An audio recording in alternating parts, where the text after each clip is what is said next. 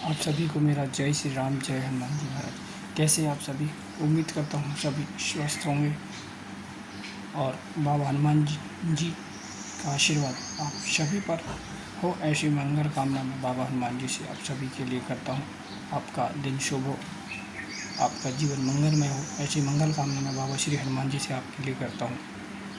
मैं आज आपको बता रहा हूँ कि जब आप हनुमान जी की भक्ति करेंगे तो आपकी बहुत सारी परीक्षाएं होना तय है।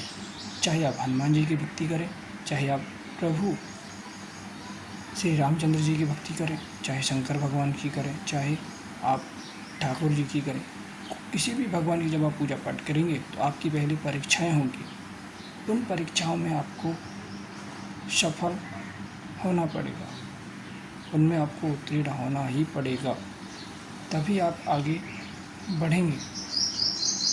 ऐसा होता है कि जब भी हम पूजा पाठ करते हैं तो कोई ना कोई चीज़ हमें नीचे गिराती ही है। जैसे जब हम हनुमान जी की पूजा पाठ करना प्रारंभ करते हैं तो किसी न किसी प्रकार की कोई गंदी चीज़ें, या फिर लड़कों के साथ, जो लोग नौजवान युवा हैं उनके साथ ऐसा हो सकता है कि कोई लड़कियां उनकी तरफ आकर्षित हों, या फिर गंदे इशारे करें, या फिर गंदा चीज़ दिखना, कुछ इस प्रकार की चीज़ें जो नौजवान युवा हैं उनके साथ ऐसा हो सकता है।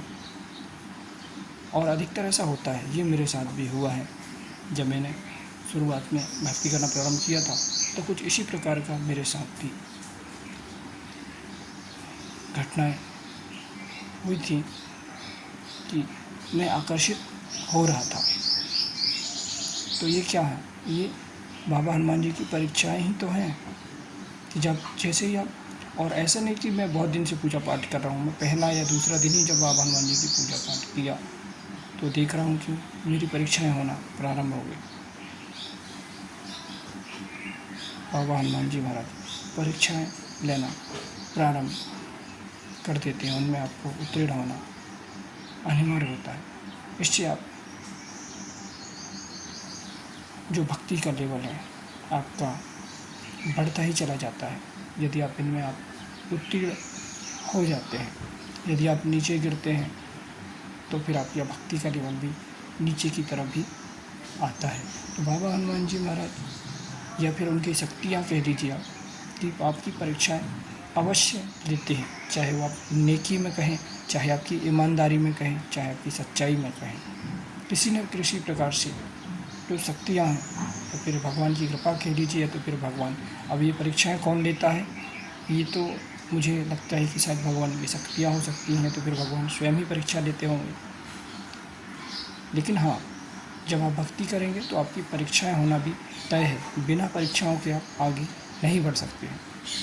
जैसे हम एग्ज़ाम, जैसे जो लोग नौजवान युवा हैं उन्हें पता है कि जब वो एग्ज़ाम देते हैं, जो लोग स्कूल के बच्चे होंगे वो लोग पढ़ते हैं, जब एग्ज़ाम देते हैं और जब वो पास हो जाते हैं फिर वो आगे बढ़ते हैं, आगे क्लास में जाते हैं। तो वो जब जैसे जैसे जब आगे बढ़ते हैं, जैसे जैसे परीक्षाएँ होती हैं उनकी वैसे वैसे वो आगे बढ़ते जाते हैं, आगे वो सफल होते जाते हैं। वैसे ही भगवान की भक्ति का भी मार्ग है। जैसे जैसे हम आगे बढ़ते हैं वैसे वैसे हमारी परीक्षाएं और होती हैं, बड़ी बड़ी परीक्षाएं। जैसे हम और ज़्यादा भक्ति करेंगे तो और ज़्यादा परीक्षाएं होंगी। उन परीक्षाओं में हमको सफल होना है। उन परीक्षाओं में जब हम सफल होंगे तो निश्चित ही भगवान हमारे ऊपर कृपा करेंगे।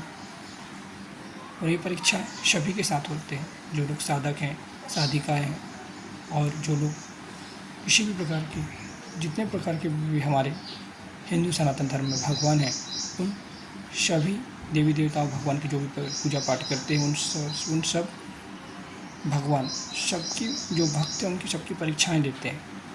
उन सब में आपको सफल होना पड़ता है, तब जाकर के आप भक्ति के मार्ग पर आगे बढ़ते हैं। जय श्री राम, जय हनुमान जी।